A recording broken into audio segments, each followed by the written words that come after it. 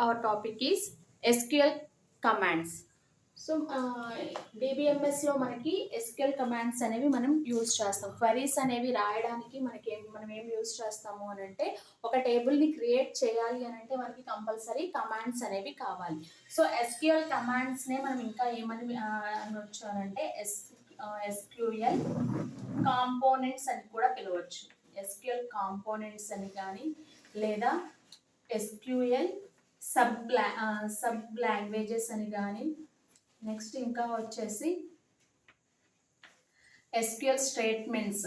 So ఇవన్నిటికి మనం ఒకవేళ మీకు క్వశ్చన్ పేపర్లో మనకి ఎస్క్యూఎల్ స్టేట్మెంట్స్ అడిగినా కూడా మనం ఎస్క్యూఎల్ కమాండ్స్నే రాస్తాము, లేదా ఎస్క్యూఎల్ సబ్ లాంగ్వేజెస్ అని అంటే మనము ఎస్క్యూఎల్ కమాండ్స్నే రాయొచ్చు. నెక్స్ట్ వన్ వచ్చేసి ఎస్క్యూఎల్ కాంపోనెంట్స్ అన్నా కూడా మనం ఏం రాయొచ్చు అని అంటే ఎస్క్యూఎల్ కమాండ్స్నే రాస్తాం.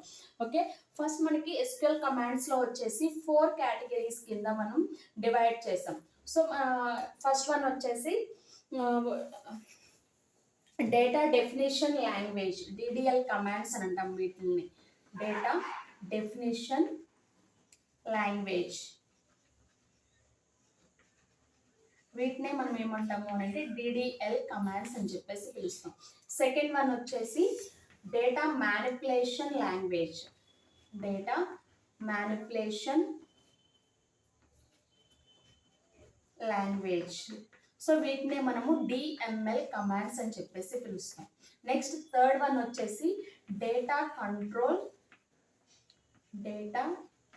కంట్రోల్ లాంగ్వేజ్, వీటిని మనం డిసిఎల్ కమాండ్స్ అని చెప్పేసి పిలుస్తాం.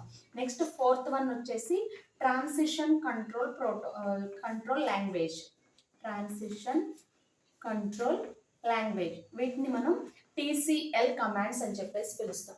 సో మనకి ఎస్క్యూఎల్లో వచ్చేసి మనం 4 టైప్స్ కింద మనం డేటా టేబుల్స్ని 4 టైప్స్ కింద మనం తీసుకుంటాం.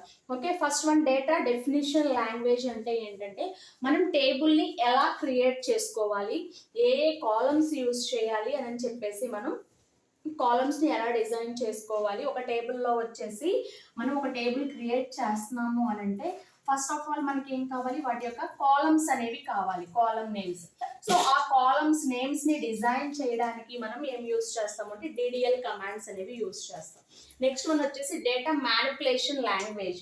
సో డేటా మ్యానిపులేషన్ లాంగ్వేజ్ అని అంటే మనం ఏం చేస్తామంటే ఏవైతే కాలమ్ నేమ్స్ అనేవి తీసుకున్నామో ఆ కాలమ్స్ నేమ్స్లో మనం ఏం చేస్తాం, పర్టికులర్ వాల్యూస్ ఆర్ యాట్రిబ్యూట్స్ అనేవి యూజ్ చేయాలి.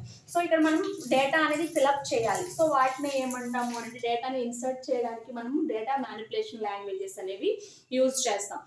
నెక్స్ట్ వన్ వచ్చేసి డేటా కంట్రోల్ లాంగ్వేజెస్.